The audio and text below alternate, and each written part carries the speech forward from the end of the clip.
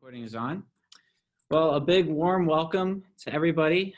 Thank you so much for being with us tonight. From my brothers in Chicago, a special welcome to you guys as well. And I hope you brought popcorn because I got a show for you tonight. And it sounds like we have people all the way from Australia. So this is a really wonderful honor to be here tonight. Father Paul and I are both honored to talk about a topic that we're both passionate about. And many of you are as well, we imagine. Last month, Father Kevin DiPrinzio gave a wonderful talk and presentation on the link between Catholic social teaching of the Church today and a lot of the vision and the ideals of St. Augustine. And tonight, we're going to expand that conversation and relate it specifically to one social justice issue, and that is criminal justice. And to explore the question about whether or not some of the ideas, the visions, and the teachings of St. Augustine might invite us to imagine a different way of doing criminal justice and crime control in the United States. And so for those of you that don't know me, I'm Jeremy Hiers, Augustinian friar, been with the Augustinians for 5 years, and I'm in the process now of studying for ordination.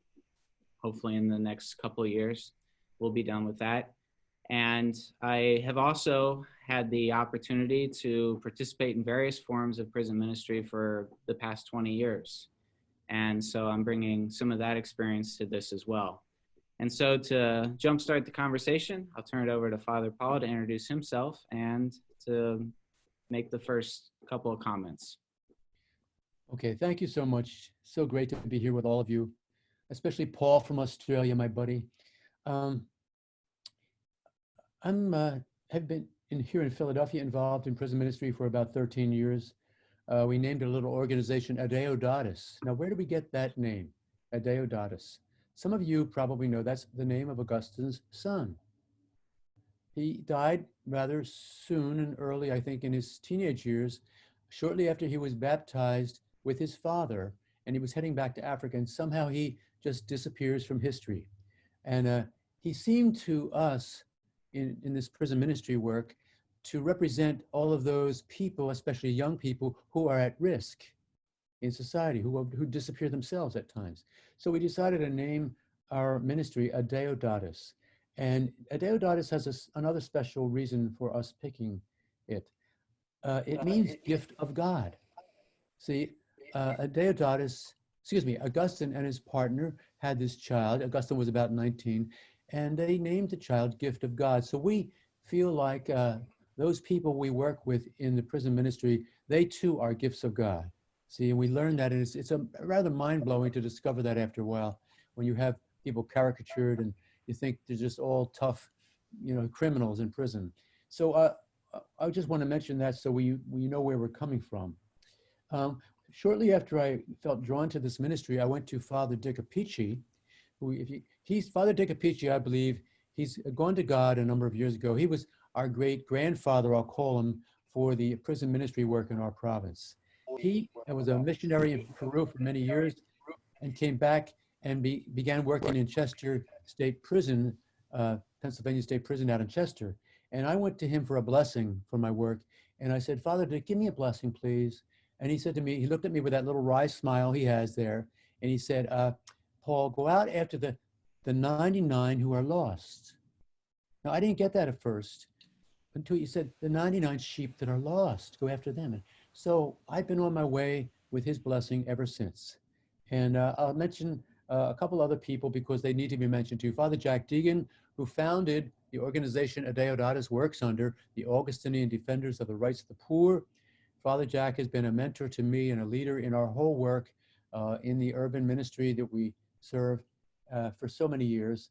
And there's other Augustinians who work out at Chester Prison as well. I'll mention them because they've worked as much as I have in these prisons. Father Joe Janito, Father Rob Hagan, Bill Donnelly, and Jim Paradis. And we're all in this together, and we find more out how we're following Augustine's lead in this. So we're happy to be here with you, and take it away, Jeremy. Thank you.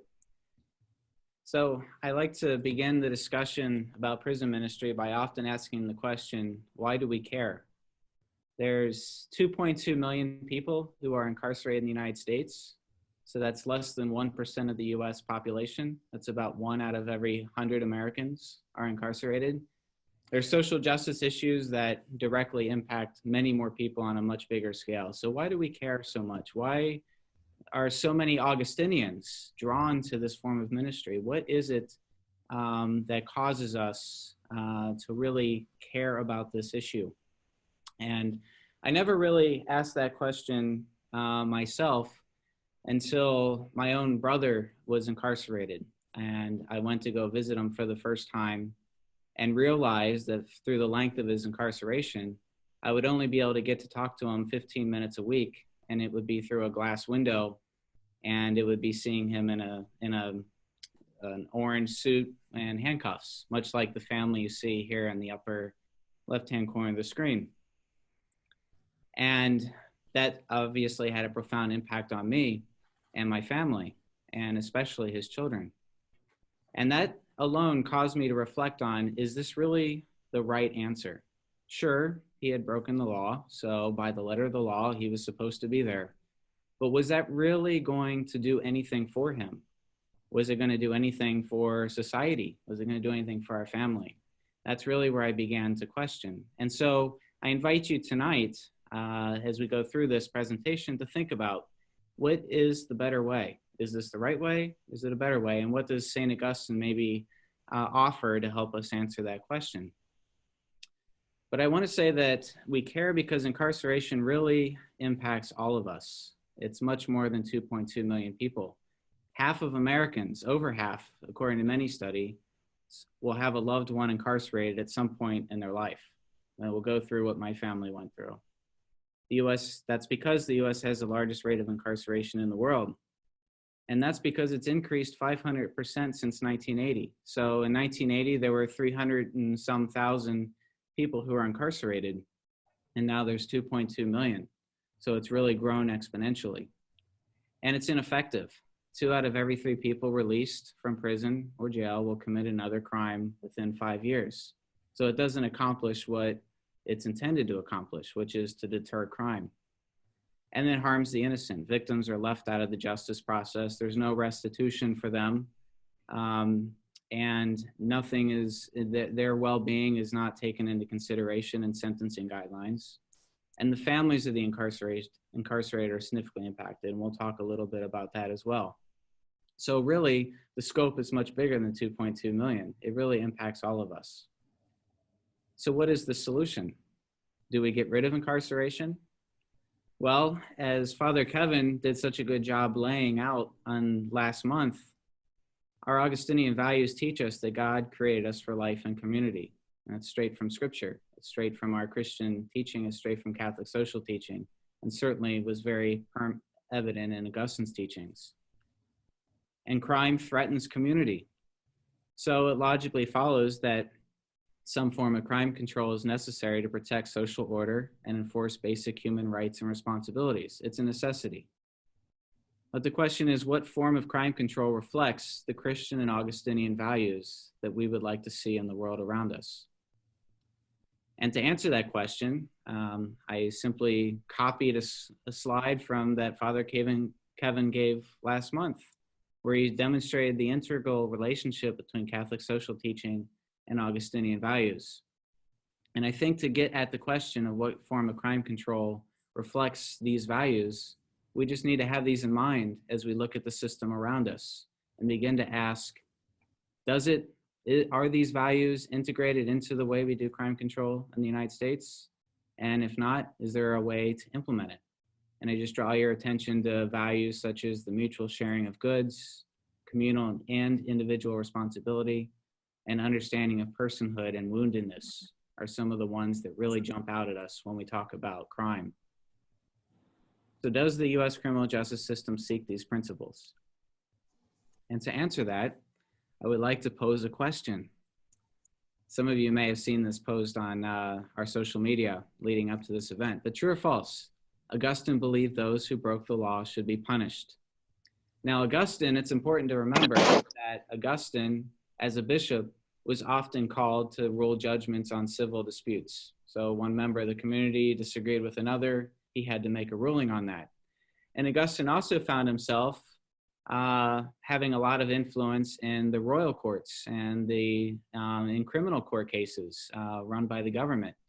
And he became so influential in that area that he actually eventually reached a point where lots of people who were accused of crimes would come to him and ask him to send something on their behalf to help their case.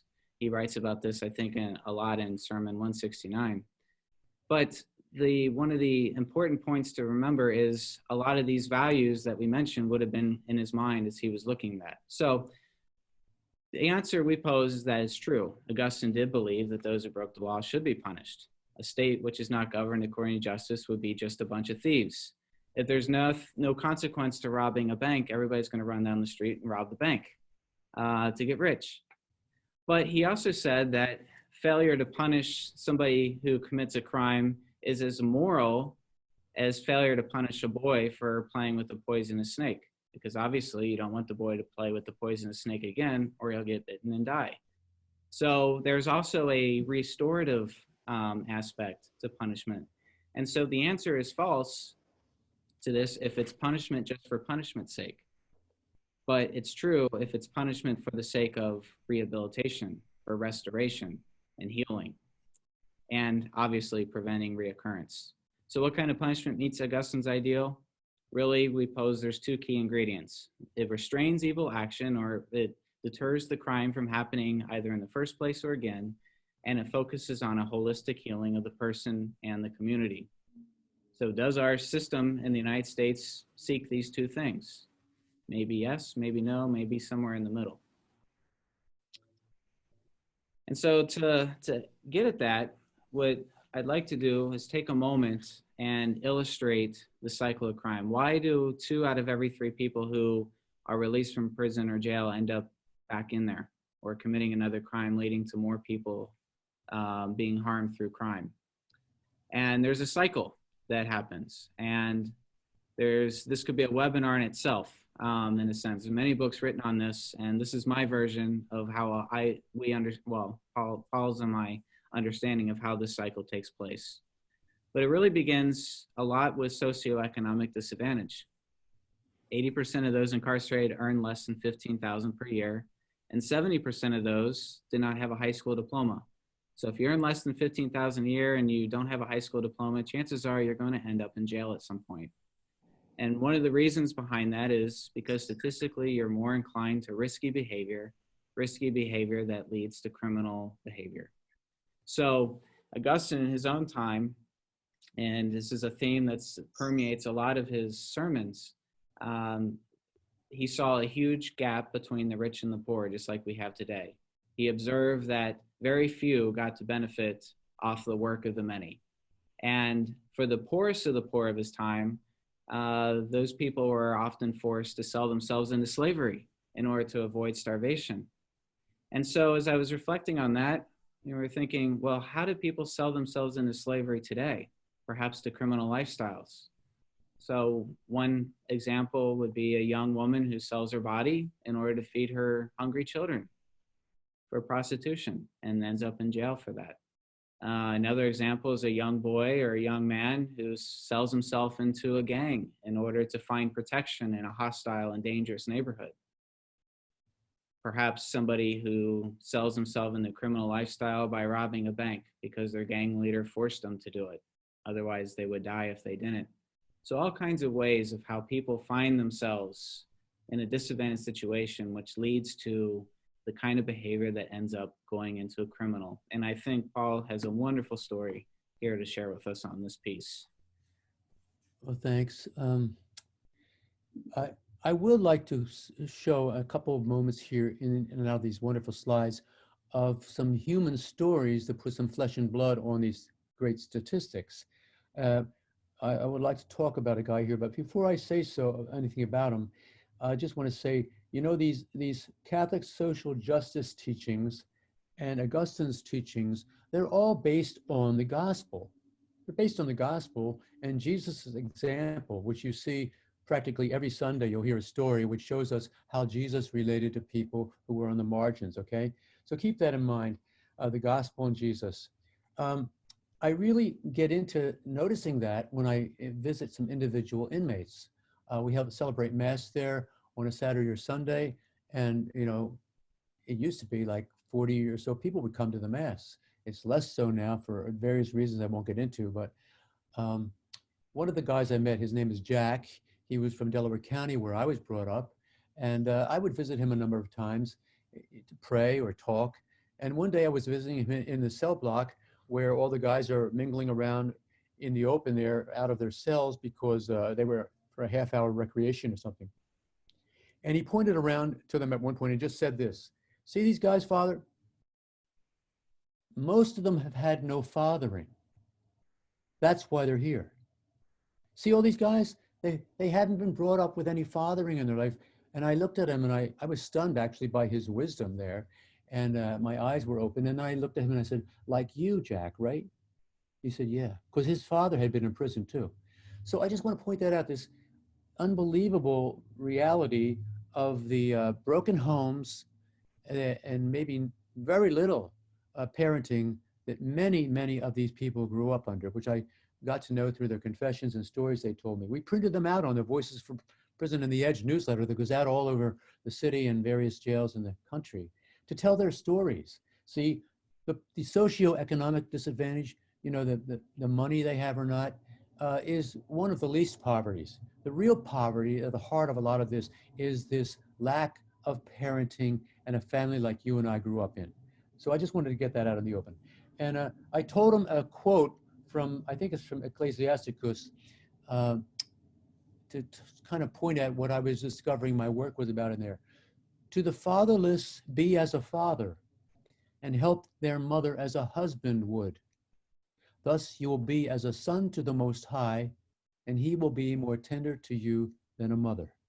That's a great message that shows what all of us can be doing to help these people have some relationality that helps them heal from how they grew up. One last example of this that shows the depth of it is we would take the names of the children of the inmates.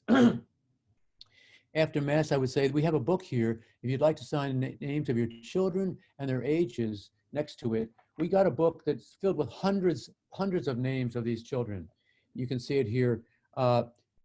Some of them are like, we're not even born yet. They were children in the womb of their baby mom, they would say. But more on and on, we pray with these booklets of children who are 6 times more likely to wind up in jail themselves at the Masses, because I knew that's the vulnerable spot that would actually touch these inmates, men and women. And we also pray with that booklet on our Thursday night meetings at South Philly at St. Rita's. So the children and the cycle of crime that becomes what I would call, rather than the criminal justice system, the criminal production system. It just produces, in its present form, more and more people in prison. Thank you. You're welcome. And so once you commit a crime, the justice process is not very favorable to those who are already are vulnerable and at a disadvantage. It's inherently racially biased. I'll talk a little bit more about this in a few minutes.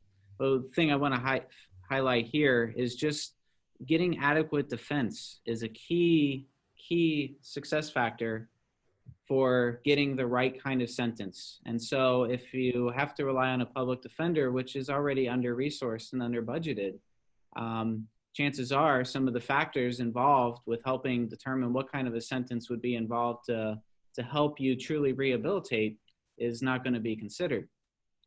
And so anybody that's ever stepped foot inside of a jail or prison would likely not see it as a place of rehabilitation. There's substandard, inhuman conditions, violence, gangs, fight for survival, and largely a lack of rehabilitation and education programs. So it truly is more of a punishment than it is a restorative period of time in your life. And so if you went in poor and you went in with a mental health challenge or some other disadvantage, chances are you're only going to be worse when you come out. And you're going to be poor. You're not going to have any increased education for the most part, and you're not going to have help for likely what led you in there. Now, that's a generalization. That's certainly not true for everybody, but it is a pretty widely accepted reality. And so you're going to face barriers to getting a second chance, which is going to lead right back to the same risky behavior. Chances are you're going to go right back to the same environment that you were in when you committed the crime, without the help needed to have a different course of action, largely. And again, generalization, but largely accept the reality, which is what leads to recidivism. And that's the 2 out of every 3 people who are released will commit another crime and go back. But the cycle has another element to it. Now, the math people on here may be saying, okay, 1 out of every 3 people doesn't go back. So why is the 2.2 million going down? Well, if you're a child of somebody who's incarcerated, you're 6 times more likely you're likely to face incarceration yourself, and you're going to go through the same unfair justice process. So the cycle continues. And, so really what you have is a situation where you have socioeconomic disadvantage, racial bias, trauma, and mental illness that contributes to a very unfair, unjust system that really isn't doing anything to fix what it was intended to fix, and that is crime. And it's important to note that incarcerated people, as we hopefully illustrated, are often victims themselves in some way. So how is that incorporated into the process? And the question is, okay, well, we got the problem. What's the Augustinian response? Well, we pose tonight that the answer is largely, how do we incorporate these values into this cycle here? How do these fit into these parts of the cycle? So where does mutual sharing of goods come in? Perhaps to the wealth gap that perpetuates, that's a major factor in perpetuating criminal behavior. How might mutual sharing of goods come in down here to helping people get a fair second chance? How is communal and individual responsibility accounted for here? The justice process is primarily individual accountability. When I see somebody on trial, especially somebody that comes from a poor demographic or another disadvantage, I often ask myself, well, where are the CEOs that failed to give that person a just wage or a good job? Where are the policymakers that didn't ensure that that person had an adequate chance at getting an education? 2 of the key variables that increase your chances of incarceration. And then in this process here, where somebody is incarcerated, where's the understanding of personhood and the care of woundedness? How do those fit in? What might be some opportunities to insert the Augustinian values into that piece of the process?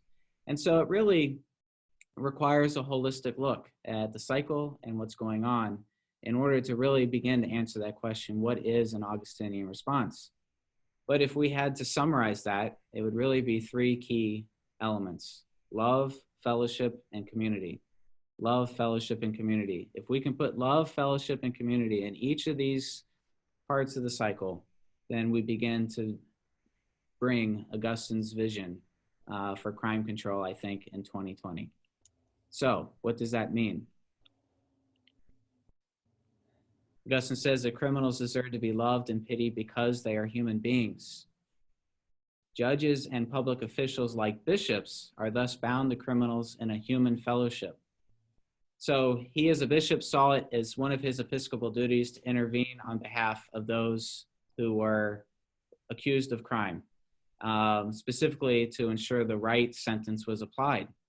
And he likened his duty to just how Christ responded to the woman who was guilty of committing adultery. By the letter of the law, she was rightfully sentenced to death, but Christ advocated for her to live so that she could go and turn from her ways and therefore go and sin no more. And so that's what Augustine calls for today. And you can only do that through some kind of form of fellowship. And the last thing I would say is Augustine, when he was a bishop as well, there was the Adeodatus who killed a Catholic priest.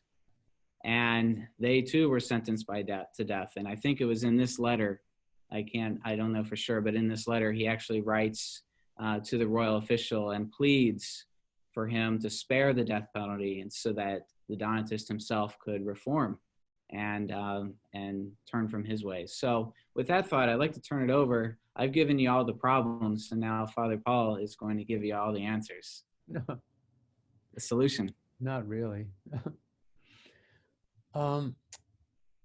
Yeah, it might seem like I don't know, just, wow, where do we go with all this? But the key factor you mentioned, let's use this term fellowship, human fellowship. See, Augustine believed, and it's a key part of what the restorative justice model is, to restore somebody rather than simply to punish and to retribution. Yeah, I mean, do you have that slide that shows the retributive versus, well, let's go with this one for a minute. That one right there. Yeah, the second one with the retributive versus that one. You know, the one on the left, retributive justice, is basically that's how we are now. The laws were broken. We're supposed to keep laws to keep society intact and going. Who's guilty and how do we punish them? That's the basic model we have. The law is broken. You're violating the state. They even consider you making an action against the state, not even the victims. That's why the victims aren't even involved in the process. It's the state you've broken the laws against. If you're judged guilty, we've got to punish you. And that's basically the model. Well, over on the right, you see that's a whole movement in the country now trying to move towards more of a restorative model. It's relational. And Alan Fitzgerald gave us a wonderful article by a woman, Sarah Stewart Krokel, that examined Augustine's approach to restorative justice in this regard. And she makes a quote here that's worth holding on to. Augustine believed that moral formation happens through fellowship. See, the central feature in the healing of wrongdoers is fellowship, according to Augustine. Therefore, she says, the Augustinian perspective would argue against the practice of solitary confinement as a disciplinary tool. Solitary confinement is used very much around the country as a disciplinary tool for people, even teenagers and youths under 21, and it does nothing. It only punishes somebody. Augustine believed you don't do solitary confinement because there's no fellowship dimension in there. So you can see any ways we're trying to move forward on here in the next half hour, and you might have some ideas yourself. How do we connect with these people, help them build a relationality, and understand that they are a person created in God's image and likeness, the dignity of the human person? That's the restorative model. So let's hold on to that. And one other comment to build on what Jeremy said about the death penalty in Augustine. Here is an actual quote of his in a book I just want to read a bit about, A Murder of Friends of His. He wrote a remarkable letter to the judge, which is one of the most incredible witnesses to the Christian principle of love of enemies ever recorded. Fearing a sentence of death, Augustine pleaded this in his letter. By no means do this or permit this to be done, the sentence of death. For although we might silently pass over the execution of criminals brought up for trial not by an accusation of ours, we do not wish the sufferings of the servants of God avenged by the infliction of precisely similar injuries in the way of retaliation. Here's the great line. Fulfill, Christian judge, the duty of an affectionate father. An affectionate father. Let your indignation against their crimes be tempered by considerations of humanity. So it sounds like it's just a bunch of goody two-shoes stuff, you know, oh, forgive everybody. It's not simply that, but it's trying to recognize the relationships that have been harmed and that must be restored for true justice to operate. And we'll get onto that later with a definition of restorative justice. Did you want to go back to that one? This is a great practitioner of Howard Zehr. He's a Mennonite and one of the great teachers about restorative justice. You see what he says there. Restorative justice is an understanding of crime as a violation of people, not just laws, people and relationships, and a response to crime that aims at restoring broken relationships and seeks healing for those involved. Who are those people involved? Well, the victim's family, first of all, the offender himself or herself and the offender's families. This is and the whole society where the crimes have happened. Take North Philadelphia, for instance, where, in the city of Philadelphia, there's over 300 murders every year in our city. Many of the young people killing other young people. Many of them Black young people killing other Black young people up in these neighborhoods trying to survive. How do we heal the relationships broken in these crimes rather than just send a person to jail? This is the heart of what restorative justice is all about. Okay. So the question becomes, where in this cycle do we become involved? And that, again, can be a book, it can be a movie, it can be a year-long series discussion. There's a lot of ideas, lots of ways to bring Augustine and his vision into this, to influence and bring that fellowship, community, and love that we talked about. And just want to go through and present some ideas. And there is actually another webinar on this. I'll talk about that in a minute coming up to go into more detail. But we just wanted to talk about some ideas about ways that all of us can get involved in this cycle. I mentioned before that I've been involved in prison ministry for a little over 20 years total, but it's only in the past 2 years that I've ever set foot inside a jail or prison. There's numerous ways. As we saw, there's not just those who are incarcerated, but they're also their families, the victims of crime, the policymakers that influence the way this circle is today. And so just a couple of examples for you. Number one, prayer. I mean, can you imagine how this cycle might be different if every one of the 700 million some Catholics in the United States prayed regularly for some change to the way things are? Number two, education awareness, just what we're doing today, but also just spreading the word about how you see what the problem is that you see and what you might see as a solution in any discussion that comes up. You know, when you see these popular trials on TV, that's a wonderful opportunity to bring up some of these discussion points we're sharing tonight. Number three, ministry to vulnerable populations, getting right where the cycle begins. Big sister, big brother programs, you know, those types of things. Number four, supporting victims of crime and their families. How often the victims themselves are left out of the process, how they're kicked out once the crime's done and it goes to court, how they're kicked out of that process other than to be a witness in a trial. And obviously in prison jail ministry, and closely associated with that is letter writing, a very powerful way to visit people in prison without ever having to step foot. Ministry to law enforcement, a lot of academic research coming out right now that ties, links ministry to law enforcement and correctional officers to a more rehabilitative justice system. So there's a lot there that's emerging. It's kind of a new form of prison ministry. And then post-release re-entry ministry, being there to help people when they get out to get a fair second chance.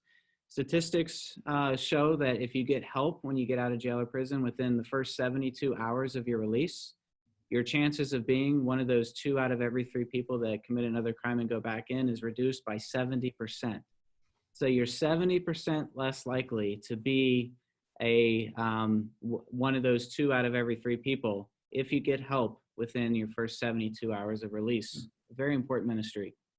Number 9, support the families of the incarcerated. 2 out of every 3 families that have somebody incarcerated lives in poverty. And it only gets worse when the breadwinner for the family is incarcerated and not able to work, not to mention suffering from crippling fees and legal fees. And then number 10, advocacy. You know, if there's ever a time to get involved with advocacy, we propose that it's now. Just about every state recognizes issues with this cycle. They recognize it's a problem. And there's legislation on the books to change something. Question is, are they doing the right changes? And now is really a very valuable time, very important time to make your voice heard and to help infuse some of these values into the changes that end up being made. And so Father Paul is way more experienced in many of these areas than me and has some great stories on some of these boxes. Well, I'll mention one because it brings up, in terms of prison ministry, one of the key things we do in prison ministry is actually hear confessions. Many people sign up for confessions. I once had a list of like 79 people wanted to go to confession. And my head chaplain, Father Greg, said, Paul, you got to stop taking these names down. You'll never get to them. But anyway, I was really amazed and touched by what happens in these confessions, or just talking to somebody in a counseling way. But I would take a list of their names up and I'd go to see them during the week. And they would bring a person down to, this gets in touch with the dimension of the restorative process, which is the accountability of the offenders. The offenders taking ownership of what they did wrong is really key here. Otherwise, no change is going to happen. So imagine somebody going to confession. They say, they would come down, I have a little cubicle, a little table between us, some attorneys at these cubicles. And I'd say, well, you want to go to confession? Let's start in the name of the Father, of the Son, of the Holy Spirit, amen. And I would be waiting for them to say how long it's been since they've been to confession. And then they would say this, Father, I don't know, I can't even remember how long ago it's been since I've been to confession. So I said, I'll help you, okay? And they said, all right. I said, well, I'll go through some of the commandments, all right? Now, I'm just going to do a few here, not the whole list. But I start off with the fourth commandment because it sounds kind of easy, like a little easy enough. Honor your father and your mother. There'll be a test at the end of this, by the way, to see if you remember these commandments. Honor your father and mother is number 4.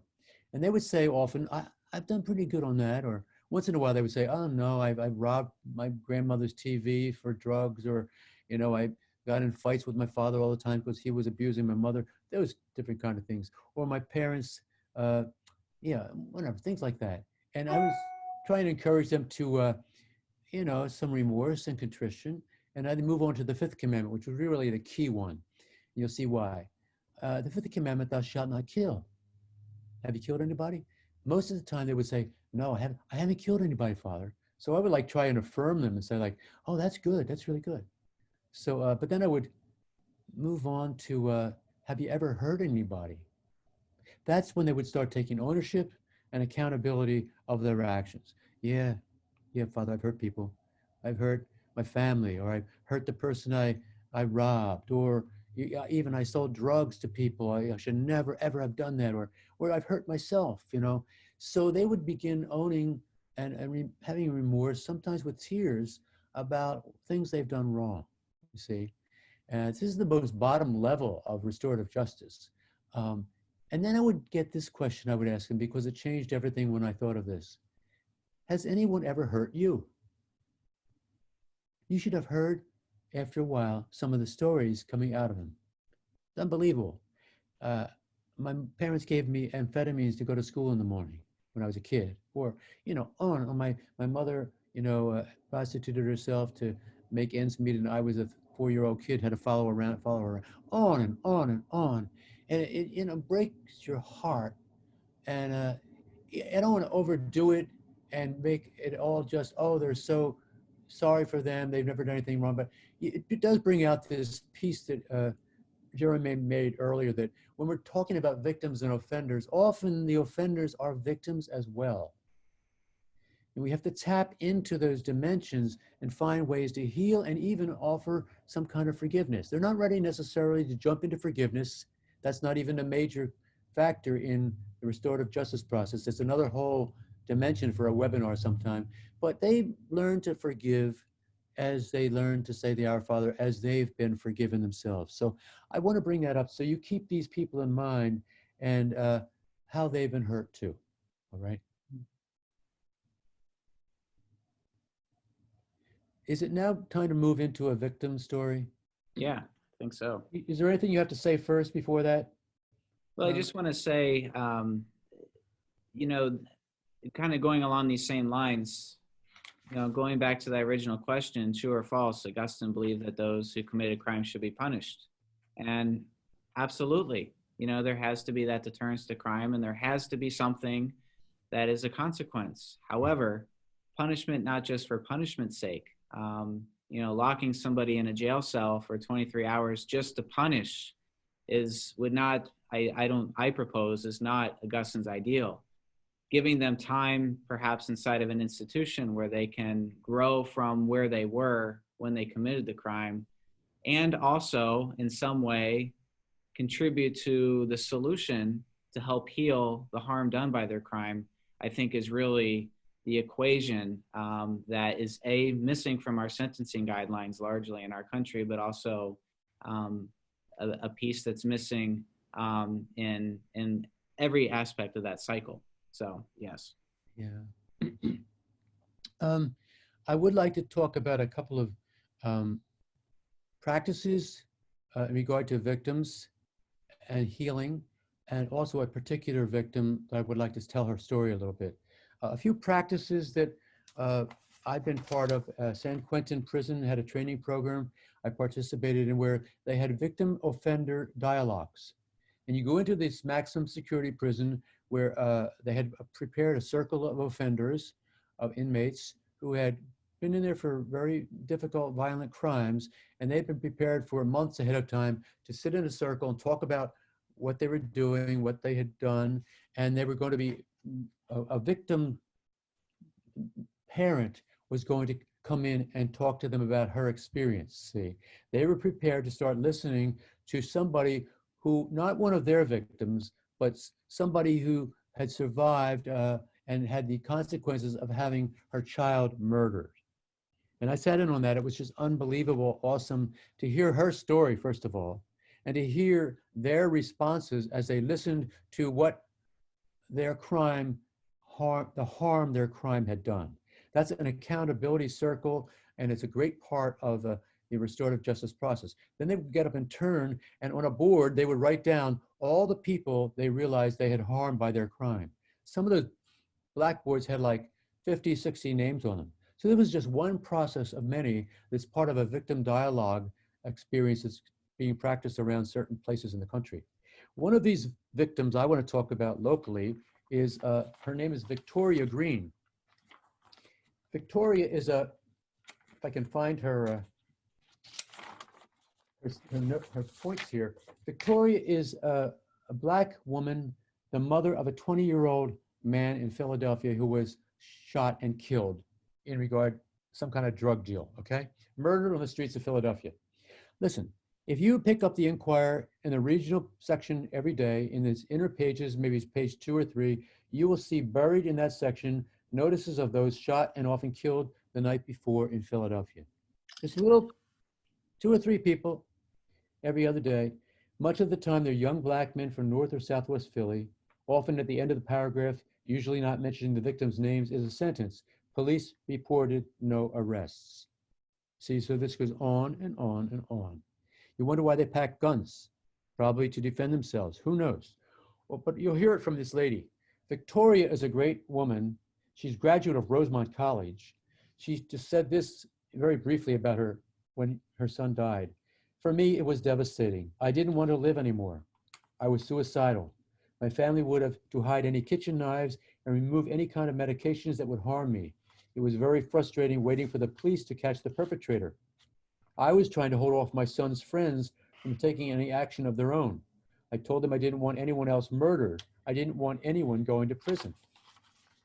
So you see where she's at. She was ready to destroy herself, and then she realized that wouldn't help bring her son back. Here's one of the most remarkable statements she made that I think would come to the heart of all these statistics if you listen to it. She said this: the homicide of young Black men is the direct result of racism. She's not talking about white people killing Black people. Listen to her. The racism has worked well. It has truly worked well. Young Black men live in a society where they are looked upon as a danger. They learn early on, you're dangerous, you're hopeless, you won't be successful, you're a loser. Your life doesn't really matter, but whatever problems you have are your fault. She said, if you live in that kind of society, your self-esteem is crushed. So they think, my life doesn't really matter. And if you're Black, your life don't matter either. So that's why I can kill you. Your life doesn't matter. My life doesn't matter. And nobody cares about us. She says it's internalized racism. They internalize what the larger society says about them, and they believe it. And that's why they will kill, because, oh, he disrespected me. Now, I know we could spend a lot of time here all on that alone, but just think of that syndrome in Philadelphia, where you have most of those homes are absent a father giving guidance to those young men because the fathers are in prison. So the young sons are out there thinking they're worthless, maybe like they think their father is. And when somebody disses them, they kill them. They carry. So and this repeats itself. And you know what she did? She started an organization called Aamir, named after her son. Every murder is real. She named her organization. So she and her 4 daughters go around now telling their story, going to youth facilities, trying to make an impact, including with these Black young men. Okay? The Aamir Healing Center. I just want to thank her and so many of these victims out there who turned some of their own horror and paralysis into a reach out and ministry to other people like them. That's Victoria. One or 2 other things you might do is you could have a healing circle. These are other aspects you could do, where you have people listening to victims. Like I mentioned in San Quentin, I participated in one of these healing circles for sexual abuse survivors in Philly. I was the priest there listening to them. I didn't want to go, but I realized how much it would mean if I could simply listen. Just listen and take in what these people had endured. That's a step in the restorative process. One last little example, but it's a good one too. The Healing Garden at St. Augustine's. Come by there sometime. The Healing Garden, actually people are there now because they can't go into church. Doing yoga there in the morning and different things. But we have bricks dedicated to victims and offenders because we got to bring them together and heal this together or it's not going to go anywhere. Thank you. So if you're really interested in exploring in more detail what some of these different ministries look like, coincidentally, I already had another webinar scheduled for this time next Wednesday where we'll actually go through those 10 purple boxes you saw on the previous slide in more detail. And you can also visit this website, visitjesusinprison.wordpress.com, just to begin to continue the dialogue on that. So there's some additional resources for you if something here has touched you and you're interested in learning more. So now what we'd like to do is turn it over to questions. We are at 8:18, so that gives us about 12 minutes. We are respectful of everybody's time, so we will end at 8:30 with a prayer. However, if you have more questions and you don't get it in the next 12 minutes, and I'm sure Father Paul would agree, he'd be on the line too, and we'll be glad to continue the discussion. But with that, I think Lacey has some instructions on how the questions will go. Sure. Thank you. So if you have a question and you'd like to answer it out loud, then you can either unmute yourself or if you move your mouse, you'll see down the bottom participants. And if you click on participants, you'll see your name and you'll see a whole bunch of things. Yes, no, go slower, go faster, more.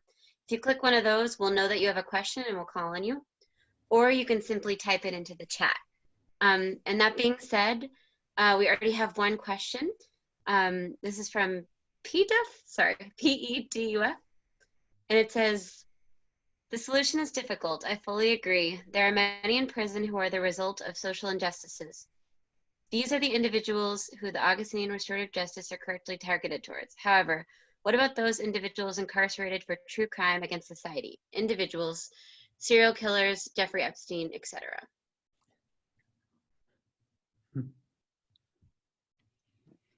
I'll go. I think it's a wonderful point, and I would just propose that really to go back to how Augustine viewed punishment. I think certainly he said some people need to be in jail, certainly to protect society if they're dangerous, and to also learn a lesson in a sense. So there's some deterrence for future people to do these serious crimes. However, I think he'd be very concerned about what these people do while they're incarcerated. Is there something, are they just sitting in a cage for 23 hours a day? or is there something more that we're called to infuse into that punishment process? Certainly people have committed heinous crimes, and we can only determine what that reform looks like in their jail time based on what led them to the crime to begin with. And again, not to call it any specific cases, but question is, is there something that can be done with that person guilty of the crime that would also subsequently heal society and heal the victim? For lower level crimes, I would propose, instead of jail time, how about a bunch of community service? That wouldn't be fun for them. It would certainly be a deterrence, but it would also work to heal as well. And I'm sure the healing circles come in there largely as well. Paul, did you have anything to add on to that? Well, I mean, how difficult would it be if somebody said, Jeffrey Epstein wants to see you as a chaplain? Yeah. But I mean, short of serial killers, there's people who are murderers who I've seen, and some of them are deeply remorseful. A guy I write in prison and visit, he shook his child to death. One of those child shaking deaths. He's horrified at what he did under drugs. So these people are. He tells me, he says, Father, I know God has forgiven me because I cry every night about this, but do you forgive me? I had to think about that. I had to pray about it. So anyway, Jeffrey Epstein is a whole concept of like sociopaths, or what would you call them, who at least deserve a visit and something other than being caged 23 hours a day. Maybe God has a way yet to reach out to them, I suppose. Yeah. Difficult question.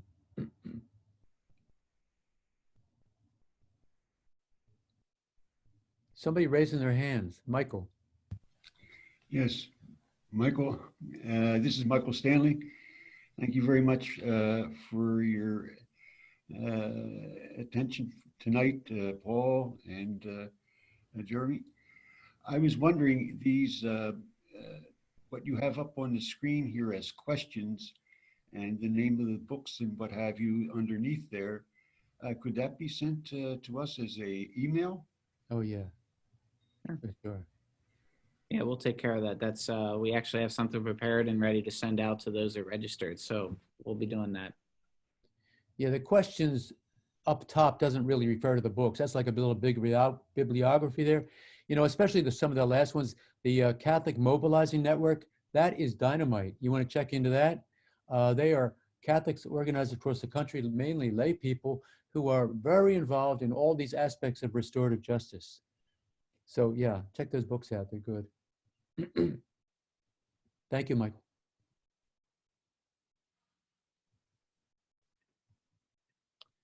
It's like. Okay, so we have another question from Benjamin. Thank you for your presentation. Are there any alternative models of incarceration that reflect the values of Catholic social teaching and restorative justice? Peter and Benjamin. Well, I'll just give you one little funny side on that. When I was up there working at the prison in Northeast Philly, the French minister of prisons came to visit us, and his first comment after we were walking around for a while was this: "Where are the soccer fields?" He said, "What?" He said, "Oh, we don't believe in France. You just lock people up and you don't do anything with their energy." And so I found that really startling and maybe a good sign. So I know that various countries have different models. I know Norway and the Scandinavian countries have very different models of incarcerating people. We've sort of seemed like to have given up on that to make it what I call the mass incarceration system now. It's the mass incarceration, because we don't have all the energy or the time or the people to help go in and visit people in jail. There are some models. I know one of my friends, Mary McKenna, goes in and teaches GED classes and things like that. So there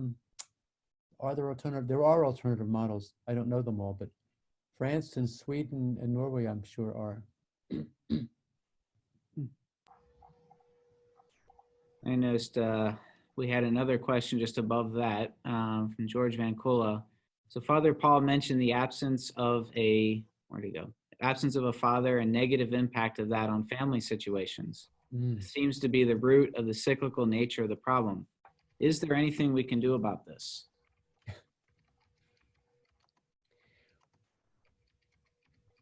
I mean, a start would be helping their mothers as a husband would. That's what the quote from scripture said. Being aware of it, maybe trying to not lock up all these black and brown people for drug offenses. 70% of people in jail are there for drug offenses. Come on, since 1980, they've packed jails. There's whole books written on this. The New Jim Crow by Michelle Alexander, if you want to read one, that's really Just Mercy, where, in other words, we lock all these people up, some of them for nonviolent crimes. So we had other methods of trying to deal with their infractions than simply locking them up. And we might have some fathering going on in those families. That's a quick, rather simplistic answer, but yeah, it's a good question. And I think of all those programs that work with at-risk youth, specifically, if there's any progress in the criminal justice system that I've seen, from my opinion, it's been in the juvenile detention centers. They're very innovative in many of the programs to help people get the fix at the time, at the early part of their life. And so volunteer in those centers as well is also a great way to be at the start of the cycle. One other question we have here from John F. Kennedy was, what actions, say 1, 2, and 3, would you recommend as the most effective for this issue? Where as individuals, we can make the best effort? Well, number 1, prayer, communal prayer, inviting others into it, the awareness. We're gonna have a great prayer for you in just a minute as we close the question section. That would be perfect to take the prayer cards for this prayer and leave them in public places, because the prayers you'll see raises awareness of the issue. Number 2, education awareness. The document that will be mailed out and available, and also on the website I mentioned, and I'll put that up there as we get ready to close. But that also, tons of ways to get educated and to spread the word, so people become aware of some of these things, these parts of these issues. And then number 3, ministry to vulnerable populations. I think just being involved in those groups that work with at-risk people. So I think we have time for one more. I would just add 8 and 9 over there. Support to families of the incarcerated and post-release reentry. In other words, these groups are going on right now, and A-Drop could help you connect with them. I mean, the Mary Mother of Captives group is for the families, and Sue and John Colleen run that every other week. And they're great places where you can hear these stories of actual people whose sons and daughters are in prison, and the grief and all with them, So just think about that. Some of those groups that we run out of A-Drop, that you could find out from our website too. Mm-hmm. Okay. And letter writing, by the way, letter writing is a Mary Mother of Captives group. They run a letter writing system all around the country. And you can write to an inmate, not just your own home address and all this. It would be protected and all, but just writing to one person would be amazing. How that could help out. Thank you. Very good. Okay, so it's 8:30. So as promised, we're going to move in to the prayer. If you are interested in being on the webinar, you can just, for next Wednesday, you can just email me and I'll put you on the distro list with the link. So it's really easy. It's my first and last name at yahoo.com. All right. Father Paul, over to you. Well, see this icon, this was drawn, I think that's how you say it. This was written for us, the icon, by an artist in the city who's very touched by what we do. It shows Mary. You don't know whether she's in the jail or outside the jail, right? And she's got handcuffs. One's open and one's closed to show this great mystery of God's wanting to free us. Jesus Christ himself being in prison, Matthew 25:36. Mary's holding that over her heart. And we've got permission to make these cards up. and you could get them through, I think, ADROP as well. There might be some information on the bottom of this if it can come up. But Mary, Mother of Captives, this prayer was drawn up by the Paulists and their prison ministry, and they gave us permission to pray this. So isn't it wonderful now, in the middle of this coronavirus, where many of us are feeling the slightest feeling of being imprisoned in our houses, with Mary here understanding that, and of course those who are actually in prison, and praying this prayer for all the different people involved in prison ministry, the guards, the families, the victims, the offenders. Could we all join in and say this together? It would be great, across the miles, even to Australia. Together. Mary, Mother of Captives, give us your compassion for those in prison. Mend in mercy the broken in mind and memory. Soften the heart of heart, the captives of anger. Free the innocent, for all the trustworthy. Awaken the repentance that restores hope. May prisoners' families persevere in their love. Jesus, heal the victims of crime. They live with scars. Lift to eternal peace those who die. Grant victims' families the forgiveness that heals. Give wisdom to lawmakers and to those who judge. Instill prudence and patience in those who guard. Make those in ministry bearers of your light, for all of us are in need of your mercy. Amen. Thank you all, and thank you, St. Augustine. And Thank you, Jeremy. thank you. And special thanks to Lacey, who really is the one who made all this possible, kept us all organized, got the technology ready, a lot of the idea generation. And so thanks to her and the entire ADROP organization. Thank you. So you're saying, though, Jeremy, if people want to leave, they can leave now, but a couple Yes. can hang on and we could just discuss it a little more, right? Absolutely. And And we 15 had one minutes other question to begin. So for those of you that have to drop off, thank you for being here. We hope this was useful for you, and we hope you enjoy the rest of your Easter season, and hope to see you in a future discussion on this topic. Thank you. Thank you. Okay, so from Brian, in the criminal trials in my country, the victims of crime not only participate in the system as witnesses at trial, but they also get an opportunity to submit victim impact statements prior to sentencing. What other ways do you propose victims play a part? What country? Yeah, I wonder. Interesting. Anyway, You know, Well, one thing, go ahead. the victim impact statements are really good. They can go before a judge in sentencing. There's an apology bank, which we didn't mention, which offenders can write and put a letter in an apology bank, waiting for if and when any victim wants to even read it from the offender. That's also listed in that list of resources down at the OVA, Office of Victim Assistance. I don't know any other specific ways right now. The victim offender dialogue, but that's a long preparation to make sure that's a carefully done process. Not many people want to go before their offender. They're not just ready for it. But yeah, there's a lot of different ways the victims have to be brought into it, isn't there? So we understand their horror, their woundedness, and help them heal. Yeah, and actually, Brian submitted clarification. I misread it. It's county, not country. So I was wondering, maybe that's our friends from Australia. But one thing I wanted to add there is a new movement that is coming up and about called, I can't remember the official name, but it revolves around those who are on trial. There's a team of volunteers that get together and help write what's called a social biography for the person, to help illustrate more of not just their crime, but their entire life story, to show what was behind, what are the factors that lead up to the crime, and a hope to influence obviously the jury or the guy or or the judge, whoever's applying the sentence and the guilty verdict.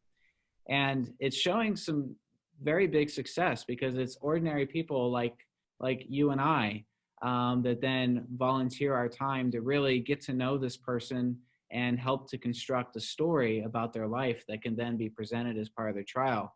And it's fairly new. I can't remember the guy that's jump started it, but it's starting to take root, and it's quite interesting. That might be another way to help influence that part of the cycle. Except that's more for the offender, right? Yes. Yeah. Yeah, and I think the person question on was more trial. about the victims, how they're so often left out of the process. Right. Yeah. But the victim impact statement would apply to the story, I guess, of the offender. Just wondering, can anybody hear me? Yeah. You can hear me. Okay, I got unmuted. Who is this? Boyle. Joe Boyle. Yeah. Wow. Oh my golly. Hey, Paul, I'm just wondering if there's any programs or in Delaware County, for the Delaware County prisons, are there any organizations or programs that service like my immediate area? I know we have a couple of prisons. We've got one down in Chester and we have another one out there in Chadsford somewhere. But what do you mean service? Some way that Well, you I mean, to get involved. I mean, I was just thinking this would be a good program for my parish if we could bring this to the parish in some way, you know, and to service the local prisons. And I was just wondering if there are programs already in these places that you know of, or people to get in contact.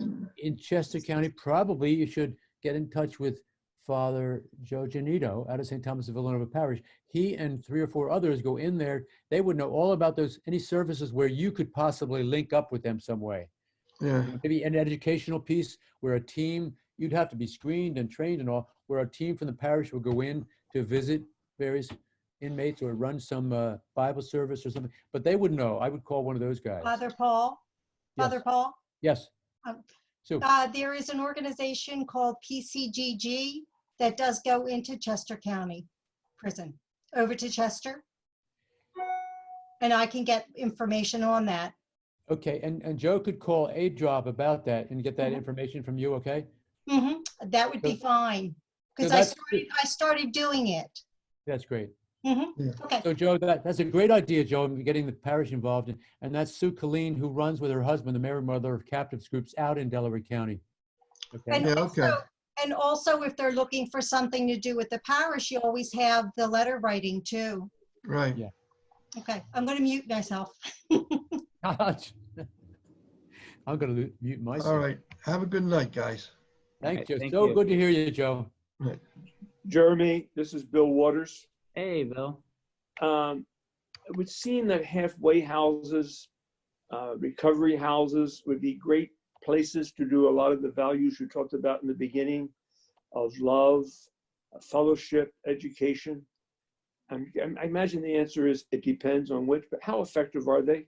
It would seem to be a great environment to do a lot of this.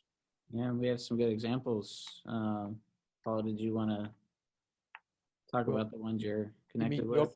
like Open Door? See, we work with Open Door. They run an incredible recovery house down in South Philly, and very Christian based. They know the Bible more than I do, and they come to our group often on Thursday nights at St. Rita's at 7:30. If anybody would like to come sometime, come to the group meeting at 7:30 in the rectory, and you'll meet some of these people. But that's a great run group for guys who are recovering from drug addictions and things like that. So yeah, that's a wonderful place for those values, and they teach them all there too.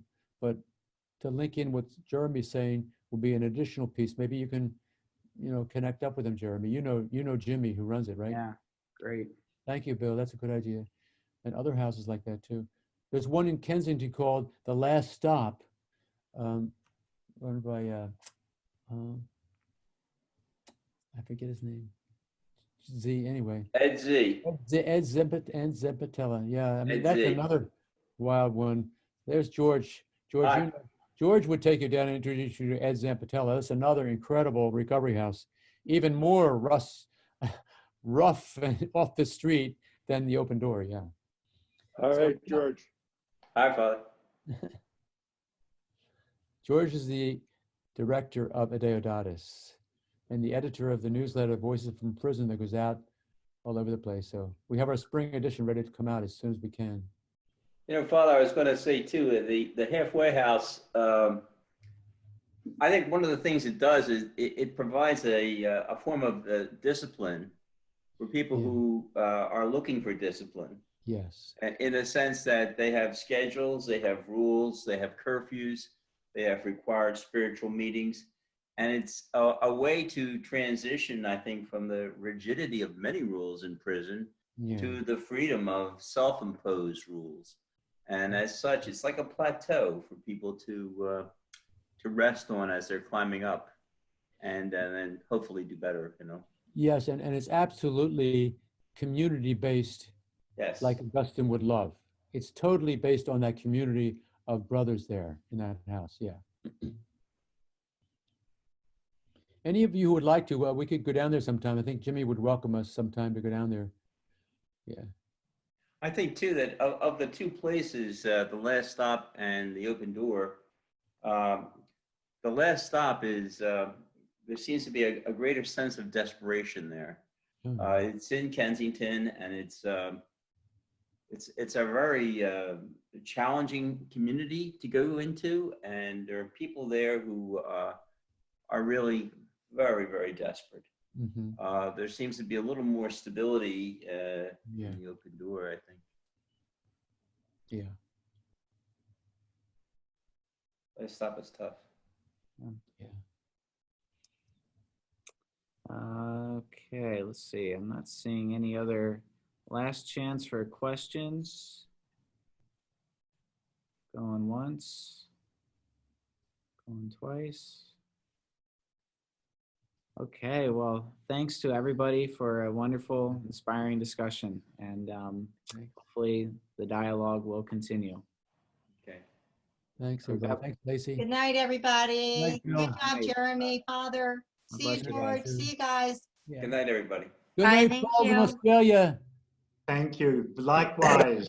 Happy to hear from everybody. I love that accent. Thank you so much. It was great. Good night, Rosemary and Jerry. Thank you, you. Father Paul and Jeremy. Thank you. I'll see you for coffee and donuts some Sunday morning. Okay. I hope so. By Zoom, by Zoom.